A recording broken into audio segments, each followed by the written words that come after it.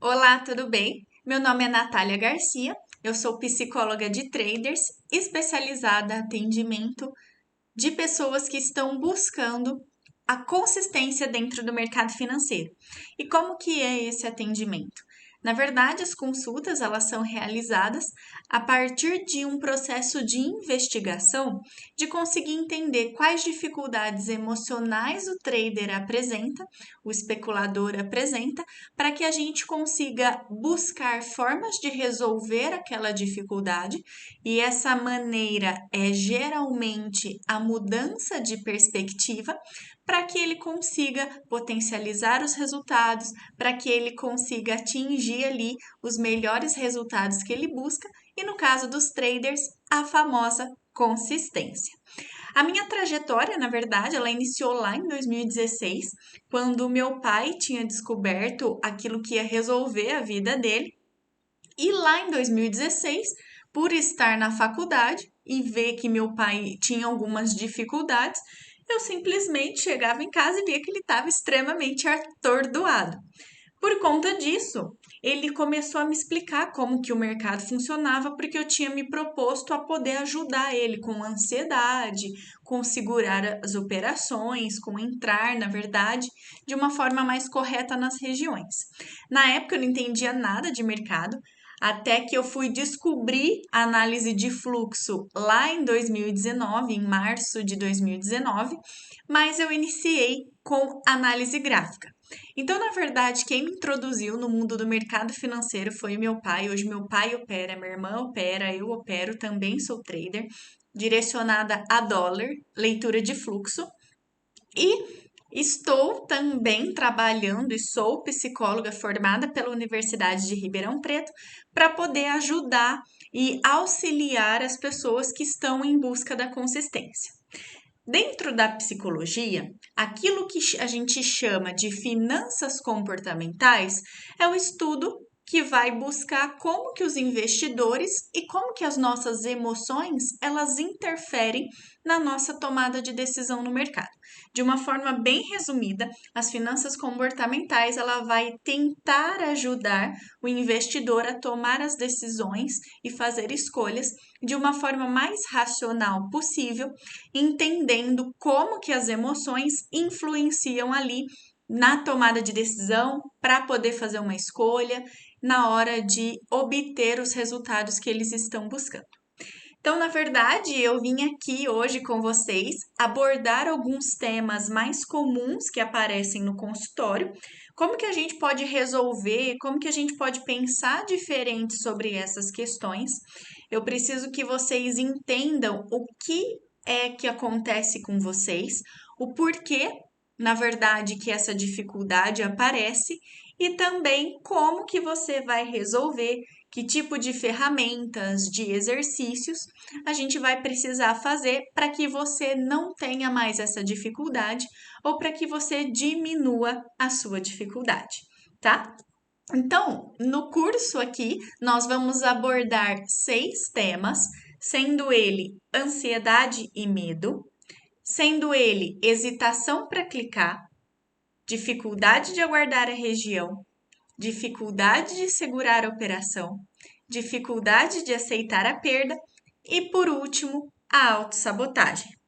Então, vamos lá, que eu quero começar aqui com vocês explicando o medo e a ansiedade. Então vamos lá, eu já até deixei aqui escrito. O medo e a ansiedade, eles andam juntos. Então é muito difícil a gente conseguir separar em que momento é medo, em que momento é ansiedade.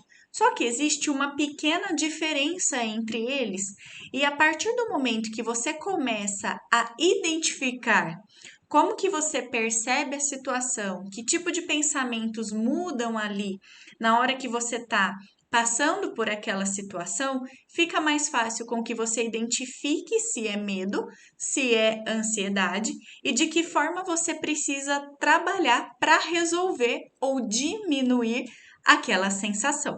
Então, na verdade, conhecer essas diferenças vai ajudar na hora de criar estratégias para que a gente aprenda a lidar com aquelas emoções.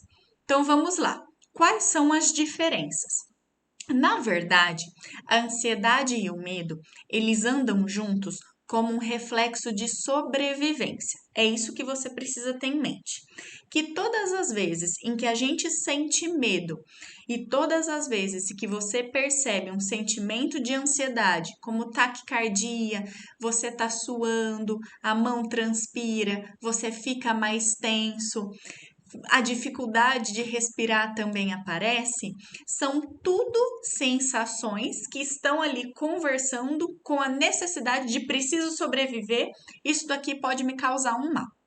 Só que dentro da ansiedade, a gente tem um ponto muito importante que é o seguinte: muitas vezes aquilo que nos causa ansiedade está muito mais direcionado a algo que a gente criou na nossa mente do que realmente existe ali na situação em si. O que eu quero dizer com isso? Que a nossa fantasia, muitas vezes, ela trabalha para prejudicar o nosso desempenho dentro do mercado. E aí, onde que você vai entrar? Onde que você precisa perceber? Que muitas vezes, pensamentos encarregados de e se me estopar? Eu acho que a operação vai vir contra. Eu acho que vai vir uma boletada. Nossa, mas e se alguém zerar 2.000 contratos a mercado e pular meu stop? Todos esses pensamentos que você tem durante a operação, que são encarregados de e se e acho que, muitas vezes não existe ali no mercado sinais de que aquilo pode acontecer. A nossa mente, ela tenta antecipar uma consequência. E por tentar antecipar essa consequência, muitas vezes a forma que ela encontra para nos proteger daquilo é não entrando, congelando ou tendo um dia de fúria. Eu vou falar sobre isso mais para frente, mas o que eu preciso que você entenda? Que sempre que você estiver no mercado e você for fazer uma operação, cuidado com esses pensamentos. E se eu acho que, a partir do momento que você percebe essas sensações, automaticamente você consegue trazer para a consciência de que aquilo ali é uma criação, que na verdade não existe nenhuma informação no fluxo ou no mercado te sinalizando que aquilo pode acontecer. E justamente por ser uma criação da nossa mente, fica muito difícil com que a gente consiga evitar, justamente porque eles não existem. Então a gente vai tentar criar ali ferramentas e um monte de comportamento diferente para que aquela consequência que foi criada na nossa mente, na verdade, não exista. Diferente do medo, o que a gente tem? Que o medo, o perigo realmente existe. Há um potencial ali de que aquela insegurança que você tenha realmente se concretize. Só que há uma hipervalorização. Então, por exemplo, quando você entra numa operação e você começa a torcer o nariz, como vai estopar, ou por exemplo, ai, acho que vai quebrar minha conta. Se pular meu stop, vai quebrar a minha conta. É muito difícil a gente conseguir separar, viu? Essa ansiedade, esse medo, como eu vinha falando com vocês. Porém, quando você entra numa operação, realmente existe a chance de te dar um stop. É por isso que a gente chama do risco da operação. Só que muitas vezes a gente acaba percebendo esse risco da operação como se ele fosse realmente pior do que ele se apresenta. O que eu quero dizer com isso? Muitas vezes o medo que a gente tem de estopar, o medo que a gente tem de dar errado, principalmente relacionado ao stop, é porque a gente exagera. A gente acaba esquecendo que se você tiver com um stop de 5 pontos, por exemplo, em um contrato, o máximo que você vai perder são R$ 5, são R$ 50. Não, a nossa mente já entende que vai pular o stop, que a gente vai quebrar a conta, que a gente não vai conseguir reagir e ela acaba hiperdimensionando aquela consequência. O que faz com que a gente tenha sensações cada vez mais intensificadas, porque a forma que a nossa mente encontrou de nos proteger daquela situação é justamente causando um desconforto emocional muito grande, e esse desconforto emocional vai fazer com que você ceda para a situação. Ou seja, você vai sair de cena e saindo de cena, ou tentando se defender ali de todas as formas possíveis, você acaba aliviando aquela consequência. Entendeu? Só que o que a gente precisa tomar cuidado?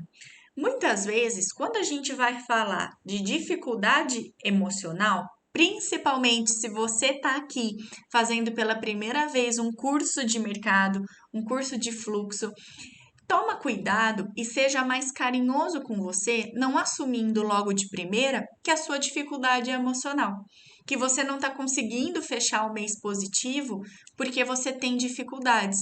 Na verdade, a gente precisa sempre contextualizar qual que é o peso daquela nossa emoção, daquele nosso controle emocional na nossa consistência e na fase com que nós estamos. O que eu quero dizer com isso? Se você está vindo aqui fazendo um curso pela primeira vez, é muito difícil assumir e falar que a sua dificuldade ela é somente emocional e que 80% do seu problema seria emocional porque você não está conseguindo ter resultado.